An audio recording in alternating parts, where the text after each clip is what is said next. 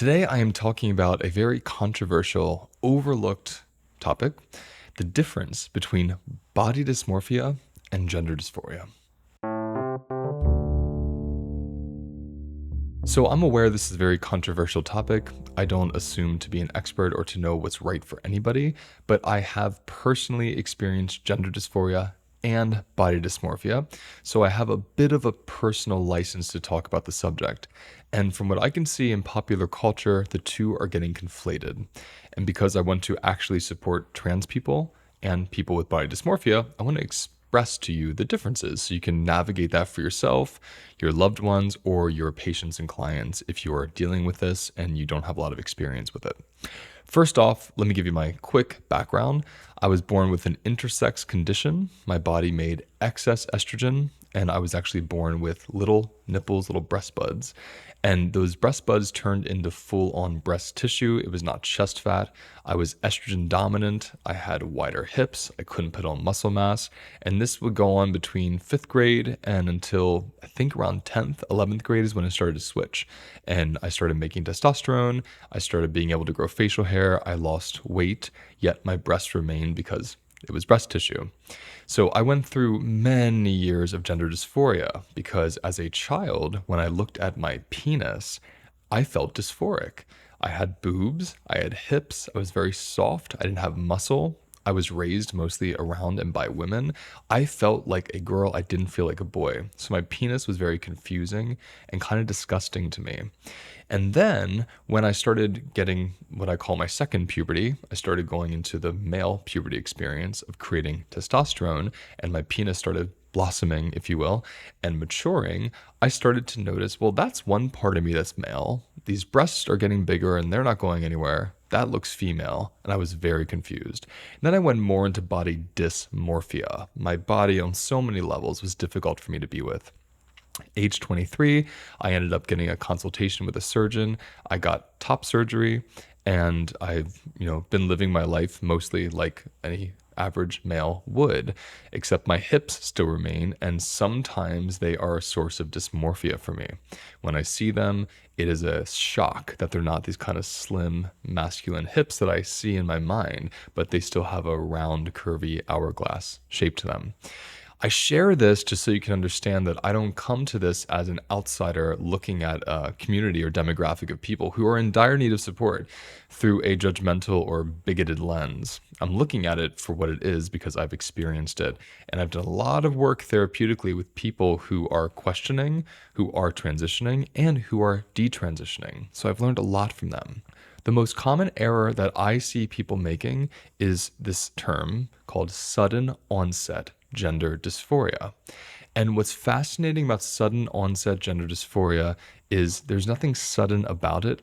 It's usually connected to a big traumatic event and or a lot of kids in lockdown who were on TikTok and social media talking about their dysmorphic bodies and getting it overcoupled with gender dysphoria. So it became a trend, if you will, to be gender dysphoric and to interrupt the conformity of society by being a gender expansive non-conforming individual. Now, there's nothing wrong with that. I've been gender non-conforming most of my life. I always identified as gender fluid and androgynous. Biologically, I have been and am androgynous. So I'm fine with all that. That doesn't bother me one bit. But it's not being transgender because it's not having gender dysphoria. I'm going to explain why. Gender dysphoria is not something that rapidly, suddenly emerges in your body. Gender dysphoria is something you notice as a child the moment you notice you have genitals. So usually somewhere around the ages of 4 or 5, kids will start showing signs of being very uncomfortable with their genitalia. And not just uncomfortable with it physically on some level, but uncomfortable with it like, that shouldn't be there. That's not mine. They'll notice that, let's say, a biological boy will be very attracted to a dress and will literally feel oppressed if he can't wear that dress. Or a biological female that thinks she's a boy or feels like a boy will be really confused why she doesn't have a penis and will try to wait for this thing to grow out of her body. So it starts very young, and it's not attached to sexuality or puberty at all, though puberty definitely makes it worse. It starts much earlier. Now, most little kids don't have words for that. They don't have language around being gender dysphoric. They just know something's off. And then as they enter puberty, they get much more context and language around it. Because these very sexual organs, these parts of their body that were already uncomfortable and confusing, are now blossoming and emerging more and maturing and changing the way they feel as sex hormones unfold into their body. So the gender dysphoria these kids are experiencing is a very, very specific unease, discontent, overwhelm, and even pain associated with their sex. Their biological sex is the opposite of their gender identity. They feel male, their body is female. They feel female, their body is male. It's a very binary experience, actually. And this is where we start noticing the overcouplings coming in. I have a lot of non-binary friends. Love them. I have no issue with non-binary people. Non-binary isn't trans for me. It has been categorized as trans. It has been respected as trans. People see it and consider it to be a transgender experience. I don't see that because non-binary and gender dysphoria don't always go together. If you're non-binary, meaning you don't either believe in biological sex or you don't allow your gender roles or expression to come from biological sex, so you're gender nonconforming or expansive, that usually means you don't have dysphoria because you're non-binary. I mean, consider that. You don't relate to biological sex in general, so how can your penis or vagina or breasts cause you massive dysphoria? Now, I understand if you're non-binary and you want to non-conform and you want to have the agency to play with your body. So you want to go into body modification. You want to remove your breasts. You want to play with shaving down your hips. You want to take testosterone as a biological female who's non-binary to have a more androgynous look that matches this kind of in-between way you feel. I'm not opposed to that for adults. I'm not for that with children because I think we should have the agency and license to do whatever the fuck we want to do with our bodies as adults. That feels very important to maintain that freedom for individuals. However, when you call it trans, you take away from people who actually suffer with gender dysphoria. People who don't have the luxury to decide, I want to be more male today, or I want to be more female today, or I want to be neither. They are stuck in a pain that comes from a binary experience of their body is complete opposite of their gender identity, and it causes them a lot of emotional and mental distress. Transitioning, meaning gender reassignment surgery, sex reassignment surgery to be even more accurate, and using hormone replacement therapy so they can pass in society as the way they feel is long-term treatment for transgendered people. And it's not a fun road. It's not something that I feel comfortable promoting as a joyous experience. There's a lot of pain and struggle. There's a lot of health issues that arise from being on a cross-sex hormone long term. There are many important aspects of your health long term, of your fertility, of your digestion, your overall biochemical balance when you are on cross-sex hormones for the long haul because you have gender dysphoria. And those cross-sex hormones are really the best way to treat your dysphoria because they help you feel and look the way you've always felt, so you become congruent. Your identity matches your biological sex. Now let's go to body dysmorphia because that's what we're actually seeing, I believe, much, much more of. Body dysmorphia, by definition, this is from the Mayo Clinic, a mental disorder that causes persistent, intense focus, shame, and anxiety over perceived body defects. Very important. Perceived body defects. So why is this so important in understanding why suddenly so many kids are identifying as transgender? This is because puberty in and of itself is a catalyst for body dysmorphia. Think about it. Your body is literally changing shape on a monthly, yearly basis. Hey, my friends.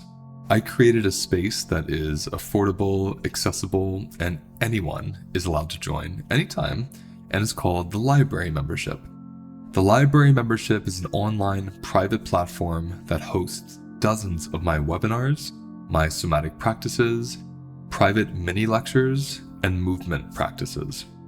There's also a monthly sound healing, and you'll be invited to a weekly Tuesday live mini practice with me and other participants. You'll also be invited to be a live audience member in our monthly HLN team podcast recordings, where you'll take place in the Q&A that happens off air after the episode is filmed.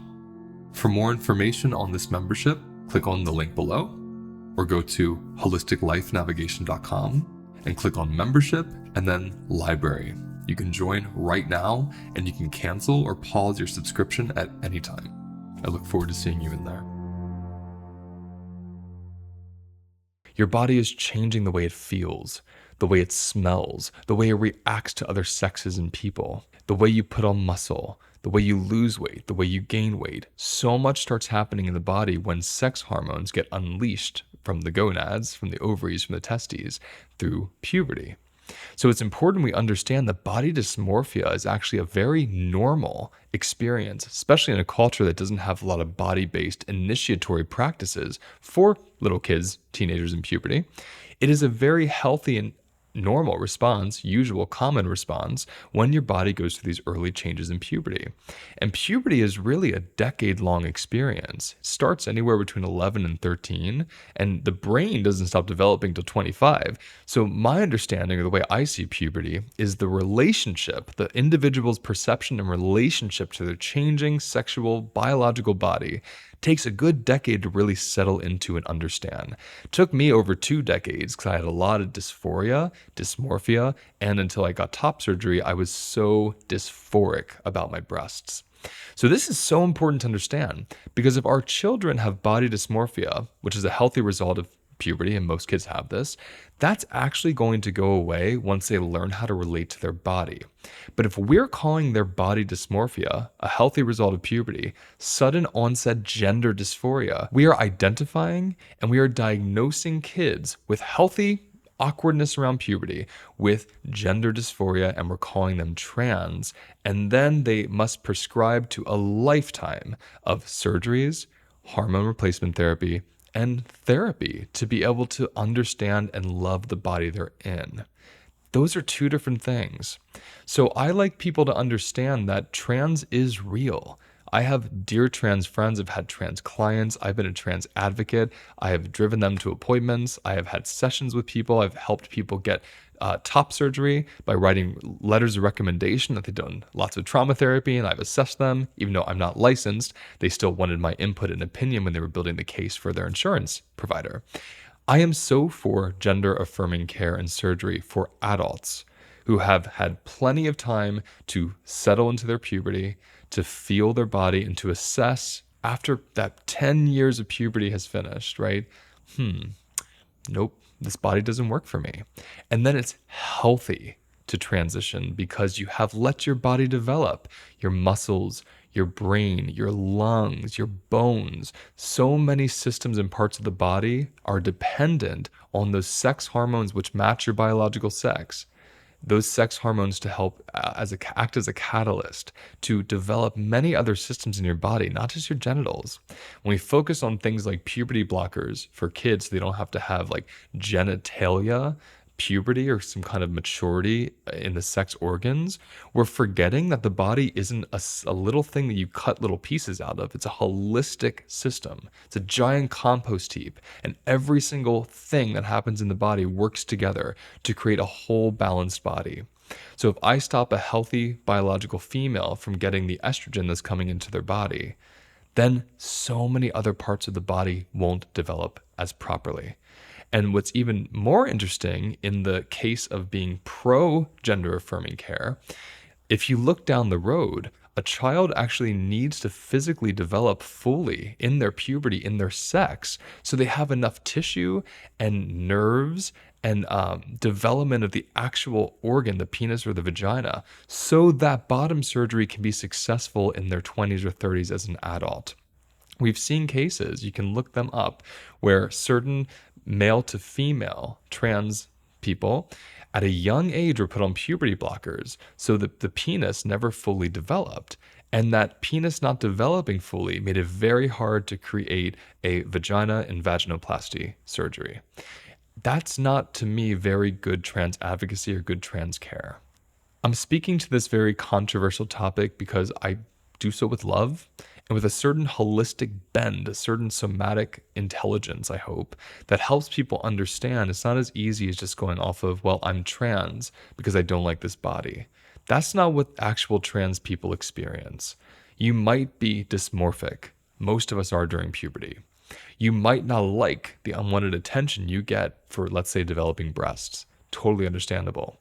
You might not like being a man because of the way men have been perceived or actually expressed in our culture or in your family.